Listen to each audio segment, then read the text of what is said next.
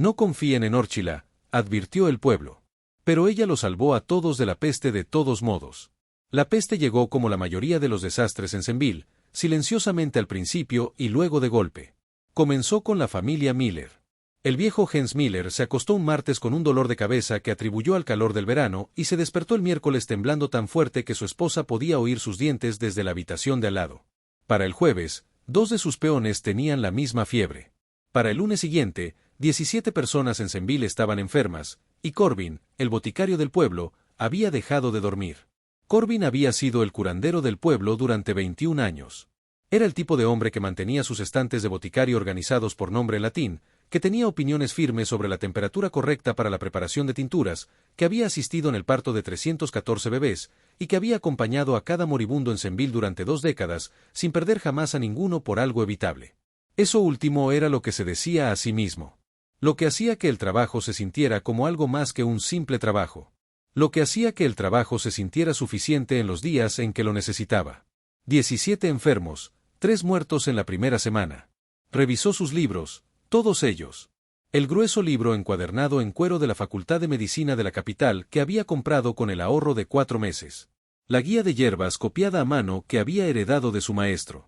Las páginas suaves por el uso y el margen lleno de sus propias notas de 20 años añadiendo a lo que el maestro había sabido. El delgado folleto de las provincias orientales que describía fiebres de los pantanos con síntomas que eran parecidos, inquietantemente parecidos, pero no del todo correctos. El problema era que no eran del todo correctos. La fiebre llegó rápido como todas las fiebres, pero se instaló en el pecho de forma diferente. La respiración se volvió superficial de una manera que Corinne reconoció de un resfriado fuerte, pulmón húmedo, pero la tos era diferente. Seca donde debería haber sido húmeda, persistente de una manera que sugería algo más profundo que una simple inflamación, algo que vivía bajo la superficie de los síntomas que podía nombrar. Y luego la erupción.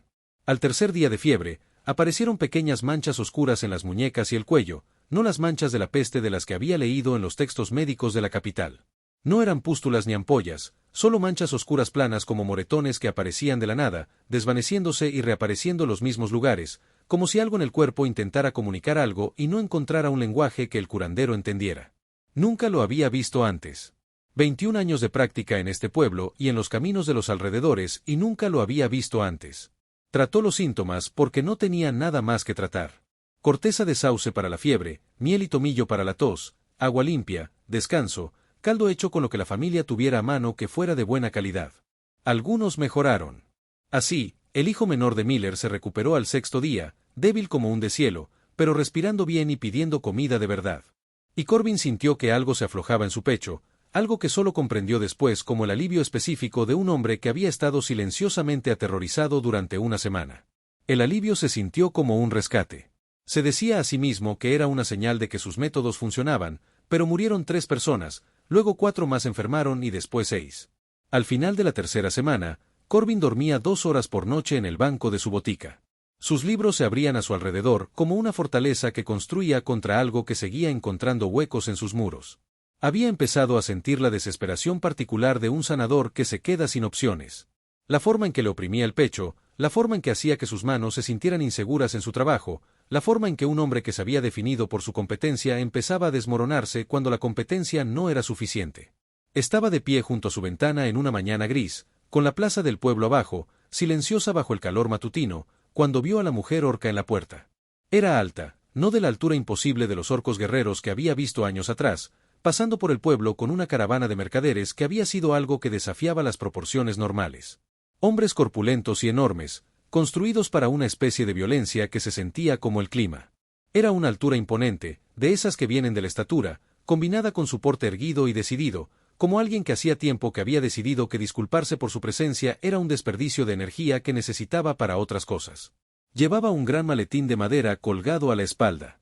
Era viejo, la madera oscura por el uso prolongado, y tallada los bordes con símbolos que él no podía identificar desde su ventana, patrones repetitivos de hojas y manos, y algo que podría haber sido un río o un camino, según la luz y el ángulo, un maletín de curandera. Corinne llevaba suficiente tiempo en este trabajo como para reconocer un maletín de curandera al verlo en la plaza del pueblo. Ella hablaba con el portero, Pren, un joven que manejaba la puerta con la intensa seriedad de quien recibe un trabajo importante y se asegura de que nadie dudara de su responsabilidad. Corinne no podía oír las palabras desde su ventana, pero podía interpretar el lenguaje corporal. Ella ofrecía algo. Él lo rechazaba. Y tras la negativa de Pren se escondía la particular ansiedad de un joven que sabía que decir no a algo era más seguro que decir sí a algo incorrecto. Entonces llegó el anciano Roth. Corben lo vio cruzar la plaza, caminando rápido de una manera específica que indicaba que ya había tomado una decisión antes de llegar y estaba a punto de comunicarla. Roth era un hombre corpulento de unos 60 y tantos años, con un rostro que parecía hecho para la autoridad, mandíbula prominente, ojos hundidos, el ceño fruncido permanente de un hombre que experimentaba cada problema como una afrenta personal. Llegó a la puerta, le dijo algo a Pren, miró a la horca con esa mirada particular que usaba para las cosas que ya había clasificado. Luego la multitud, que se congregó como siempre lo hacen las multitudes en los pueblos pequeños ante cualquier cosa inusual, lentamente al principio, luego de repente, como la leña que prende fuego al alcanzar su temperatura. Corben observó a personas que conocía desde hacía 20 años salir de las puertas y converger en la entrada con el ímpetu de quienes, tras 3 semanas de miedo, finalmente habían encontrado algo. Se les permitía tener miedo de lo que no era invisible. Escuchó el grito desde su ventana. 3 palabras y la voz fue lo suficientemente fuerte como para oírse a través de la plaza y del cristal. No lo traigan adentro. Más voces. Alguien arrojó algo. Probablemente una piedra o un trozo de madera de la cerca que había estado cerca. La mujer orca retrocedió un paso, sin inmutarse, midiendo de la manera específica de alguien que había previsto exactamente esto y ya había calculado la distancia segura antes de que arrojaran la cosa. Miró a la multitud por un momento. Luego se dio la vuelta y se alejó por el camino fuera de la puerta. Sin prisa, su yerba se posó firmemente sobre su espalda. Corben se quedó en su ventana y la vio irse. Se dijo a sí mismo que era el resultado correcto. Se dijo a sí mismo que tenía suficiente complejidad que manejar sin agregar una extraña curandera orca a la lista. Se dijo a sí mismo que Roth había hecho la llamada y que Roth era responsable de la seguridad del pueblo y que, en última instancia, este no era un problema que Corinne debiera resolver. Se dijo a sí mismo estas cosas. Volvió a sus libros. Esa noche, 2 pacientes más desarrollaron las marcas oscuras. No durmió esa noche. La encontró a medianoche, acampada fuera de la muralla del pueblo, en la hondonada junto al antiguo mojón de piedra, donde el camino se desviaba de la puerta y los árboles se acercaban lo suficiente como para protegerla del viento. Había encendido una pequeña hoguera, práctica, no decorativa, y estaba sentada a su lado, con su estuche de hierbas abierto sobre las rodillas, clasificando pequeñas bolsitas de tela con la concentración de alguien que trabajaba bien sola y que hacía tiempo que había dejado de necesitar público para que su trabajo le pareciera real. Se quedó un momento al borde del fuego antes de que ella hablara. Dijo sin levantar la vista, «¿Eres el boticario?» No era una pregunta. Él asintió, y ella asintió una vez, sin dejar de clasificar, y él comprendió que ella lo había esperado antes de que él mismo supiera que iba a venir. Se sentó al otro lado del fuego, porque estar de pie junto a alguien pidiendo la ayuda era una grosería que Corben, a pesar de sus otros defectos, había sido educado para evitar. Observó las bolsitas que ella estaba clasificando e identificó quizás la mitad.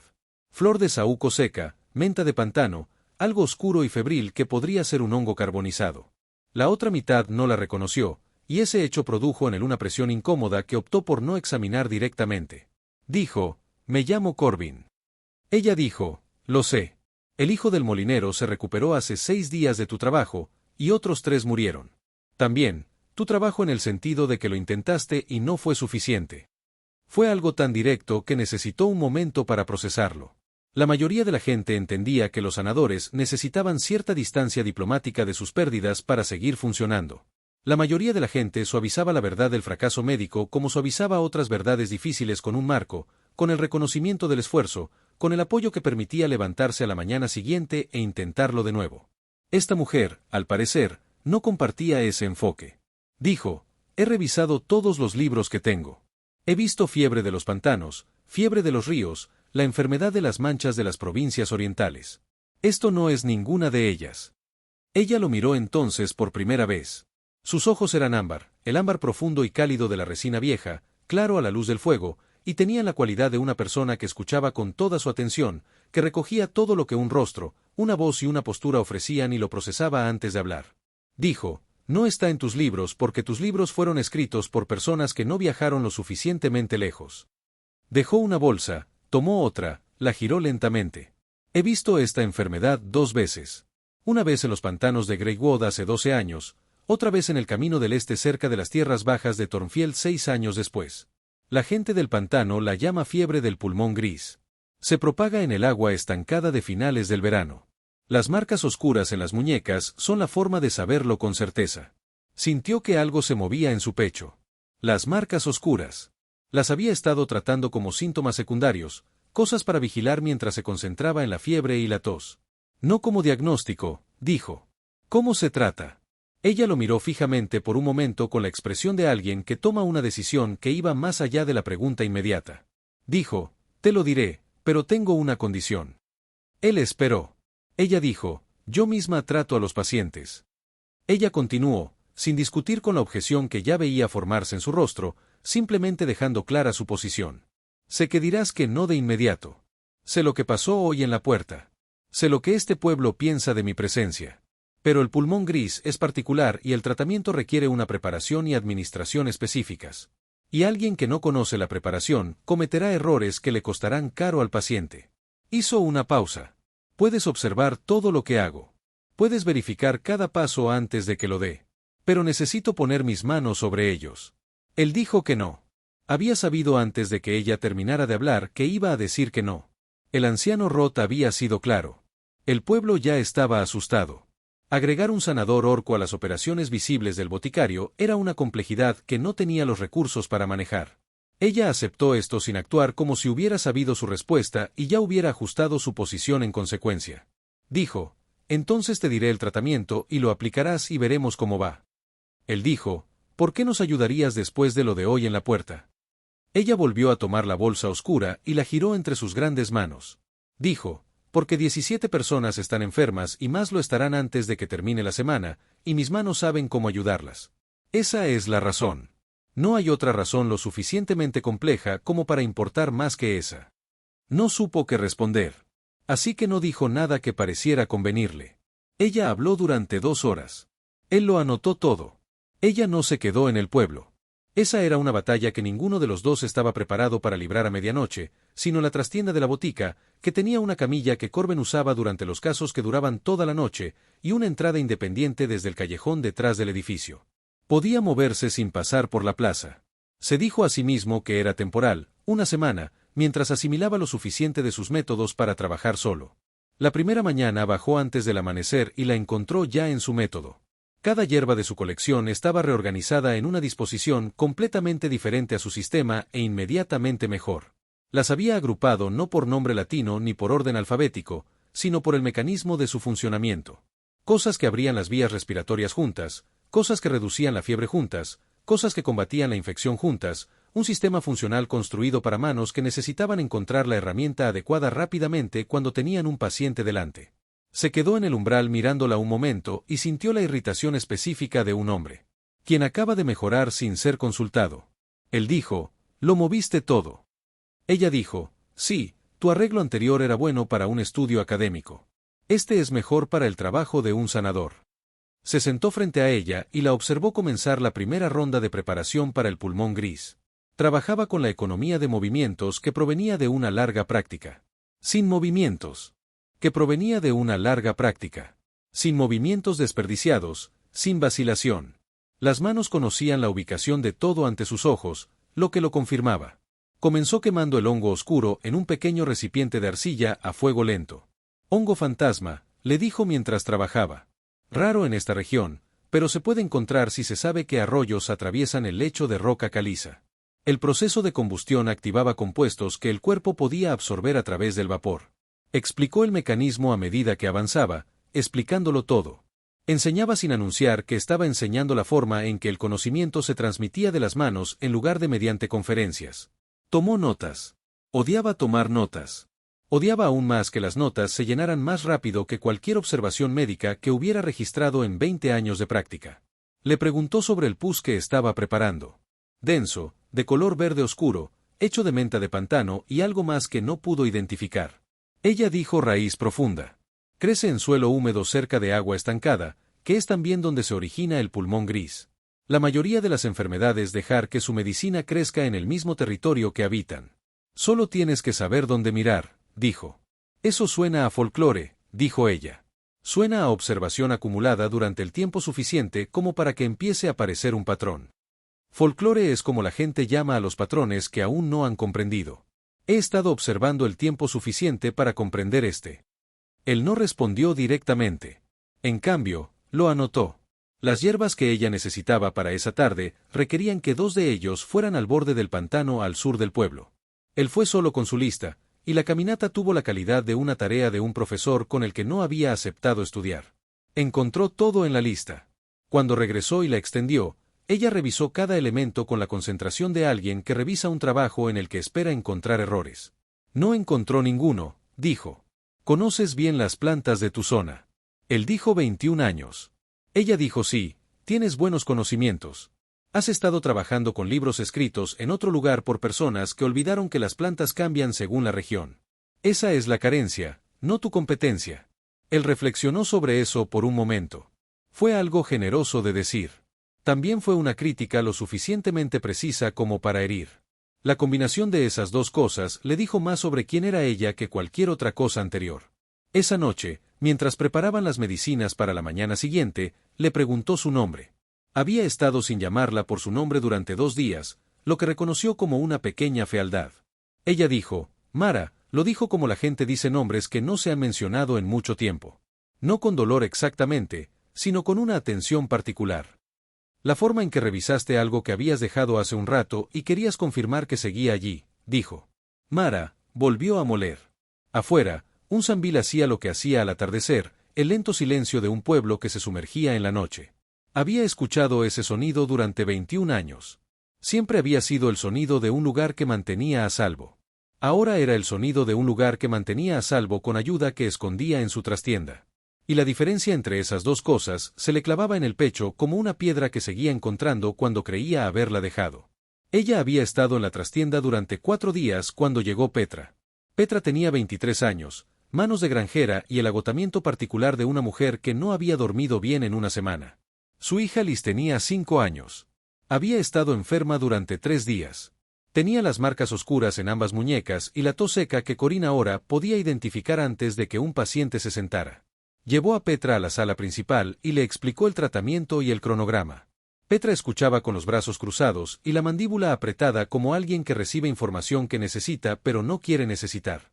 Entonces Liz, sentada en la camilla de exploración envuelta en el chal de su madre, miró más allá de Corbin hacia la puerta que conducía a la trastienda y dijo con la franqueza de los niños pequeños que aún no habían aprendido a filtrar la observación a través de la consideración social, «Hay una señora verde ahí atrás». Petra se giró. Mara estaba en la puerta. Había oído los síntomas, había estado escuchando desde la trastienda. Corinne lo entendió porque eso era lo que hacía un curandero cuando llegaba un nuevo caso. El rostro de Petra pasó del miedo al cálculo, luego a la firmeza específica de una madre que ha decidido que la enfermedad de su hijo es un problema mayor que su propio malestar. Dijo, «¿Ya has visto esta enfermedad antes?»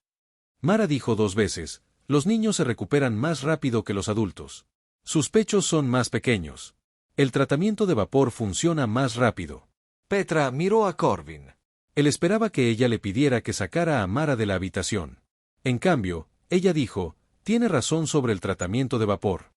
Él dijo, «Sí», dijo ella. «Entonces, déjala ayudar».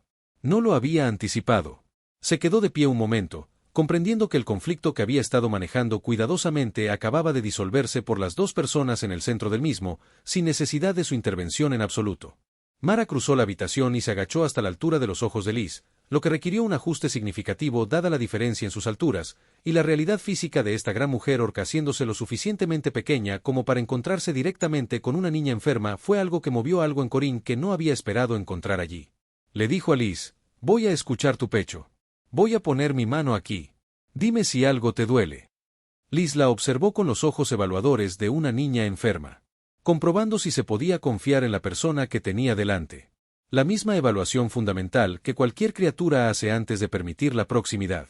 Luego dijo, «Tus manos son muy grandes». Mara dijo, «Sí, abarcan mucho terreno». Liz pareció encontrar esta una respuesta aceptable. Petra se quedó en la puerta. No se fue. La noticia se extendió por el pueblo como se extiende en los lugares pequeños, más rápido que las personas que la portaban. Llegaba a su destino antes de que nadie hubiera decidido conscientemente enviarla. Al final de la semana, La mitad de Senville sabía que había un sanador orco trabajando desde la trastienda de Corbin. Las reacciones se dividieron según líneas que lo sorprendieron por su claridad. Algunas personas venían de todos modos, silenciosamente por la entrada del callejón a horas intempestivas cuando la plaza estaba menos concurrida. Un granjero cuya esposa tenía las marcas oscuras y 3 días de tos seca, que estaba a la puerta trasera con la mirada de un hombre que había hecho un cálculo y había llegado a una respuesta de la que no estaba orgulloso, pero que podía guardar en su interior. Una mujer con 2 hijos enfermos, que llegó al amanecer y se fue 2 horas después, llevando medicinas e instrucciones en ambas manos, como algo que pudiera romperse. Otros venían con diferentes intenciones. Alguien pintó 3 palabras en la puerta principal de la botica durante la noche con pintura roja en letras grandes. El mensaje no requería interpretación. Corbin se lo limpió él mismo temprano en la mañana. Quería hacerlo antes de que Mara lo viera. Ella ya lo había visto. Ella no dijo nada. Él no dijo nada. Prepararon las medicinas de la mañana en un silencio que tenía.